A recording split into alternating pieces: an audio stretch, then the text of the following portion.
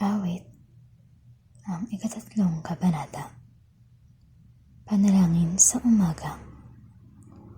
O Yahweh, napakarami pong kaaway na sa akin ay kumakalaban.